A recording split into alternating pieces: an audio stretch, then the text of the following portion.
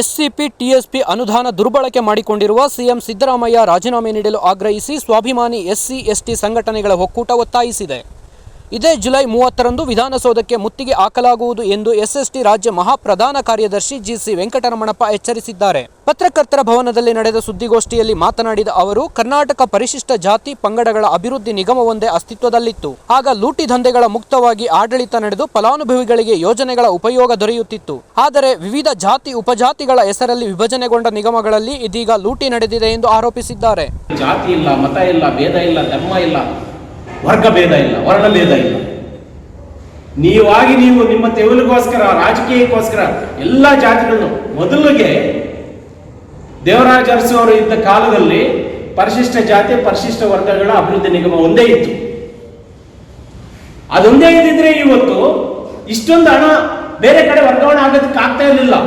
ನಿಮ್ಮ ರಾಜಕೀಯ ತೆವಲಿಗೋಸ್ಕರ ಪ್ರತಿ ಜಾತಿಗೆ ಒಂದೊಂದು ಮಾಡಿ, ಯಾರು ಕೇಳಿರ್ಲಿಲ್ಲ ನಮ್ಮ ಜಾತಿಗೆ ಮಾಡಿ ಅಂತ ಹೇಳ್ಬಿಟ್ಟು ನೀವೇ ಎಲ್ಲ ಜಾತಿಗಳನ್ನು ಒಡೆದು ಬಿಸಾಕಿ ಇವತ್ತು ಜಾತಿಗಳ ಬಗ್ಗೆ, ದಲಿತರ ಬಗ್ಗೆ ಮಾತಾಡಬೇಡ ಅಂತ ಹೇಳ್ಬಿಟ್ಟು ಹೇಳೋದಕ್ಕೆ ನಿಮಗೆ ನಾಚಿಕೆ ಆಗಬೇಕು. ಈ ವಿಧಾನಸಭೆಯಲ್ಲಿ ಮಾತಾಡ್ತಾ ಇರ್ತಕ್ಕಂಥ ಎಲ್ಲ ಶಾಸಕರಿಗೂ ಮತ್ತು ಸಚಿವರಿಗೂ, ಮುಖ್ಯಮಂತ್ರಿಗಳಿಗೆ ಬೇಕಾಗಿರ್ತಕ್ಕಂಥ ಕೆಲಸ ನಾವು ಮಾಡ್ತಾ ಇದ್ದೀವಿ. ಇವತ್ತು ಬೀದಿಯಲ್ಲಿ ಇಳಿದು ನಿಮಗೆ ಕಂಚಿತ್ತಾದ್ರೂ ಸಮಾಜದ ಮೇಲೆ ಆಗಲಿ, ಇಲ್ಲ ಈ ಸಂವಿಧಾನದ ಮೇಲೆ ಆಗಲಿ ಗೌರವ ಇದ್ರೆ ನೀವು ಕೂಡಲೇ ಸಿದ್ದರಾಮಯ್ಯನವರಾಗಿರ್ಬೋದು, ಸಮಾಜ ಕಲ್ಯಾಣ ಸಚಿವರಾಗಿರ್ಬೋದು, ನೀವು ರಾಜೀನಾಮೆ ಕೊಡಿ. ನೀವು ರಾಜೀನಾಮೆ ಕೊಟ್ಟು ಆಚೆ ಬಂದು ತನಿಖೆಗೆ ಸಹಕರಿಸಿ.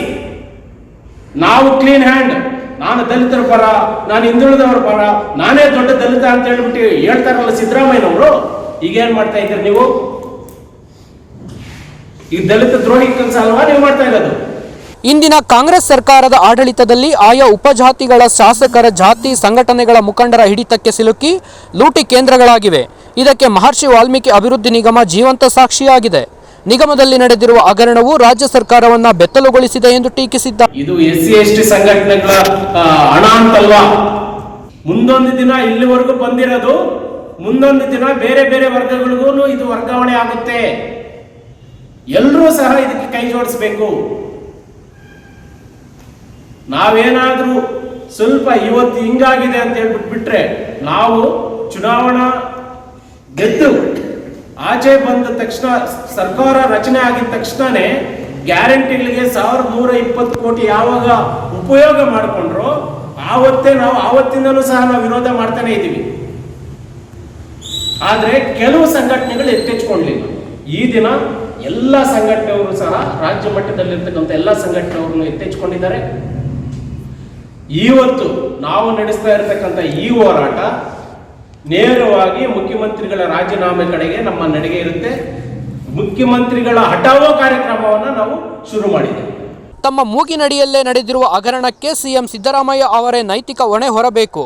ಅಲ್ಲದೆ ಸದನದ ಸಭಾಪತಿ ಮುಖ್ಯಮಂತ್ರಿ ಸಿದ್ದರಾಮಯ್ಯರಿಂದ ರಾಜೀನಾಮೆ ಪಡೆದು ಪರಿಶಿಷ್ಟ ಜನಾಂಗಗಳಿಗೆ ಆಗಿರುವ ಅನ್ಯಾಯ ಸರಿಪಡಿಸಬೇಕು ಎಂದು ಒತ್ತಾಯಿಸಿದ್ದಾರೆ.